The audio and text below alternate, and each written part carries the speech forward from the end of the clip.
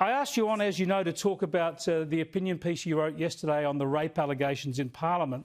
But before we get to that, I just want to get your thoughts on the increase to the dole, $50 a fortnight, $25 a week. You famously, a decade or more ago, scoffed at such an increase, saying it wouldn't buy you a hamburger and a milkshake.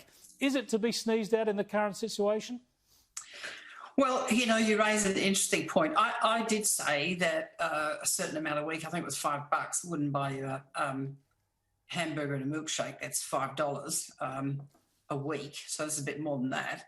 But I went on to say, and it was edited by, might I say, the ABC. Oh, no.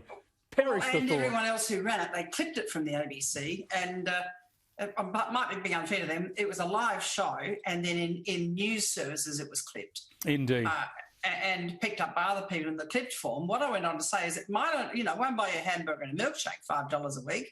But I tell you what, over the year it amounts to quite a bit of money. And over Australia it amounts to a hell of a lot of money.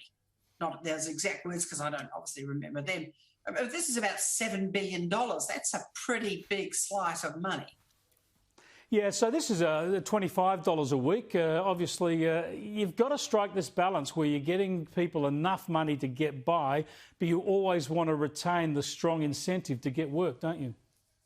You do. I think if I perhaps put it this way, I know this will annoy some people, and I'm not seeking to do that, but it's just unfair to the person who's got a full-time job on the lowest possible wage to give those who haven't got a job almost the lowest possible wage. Now, I know we're not there, but you get my point.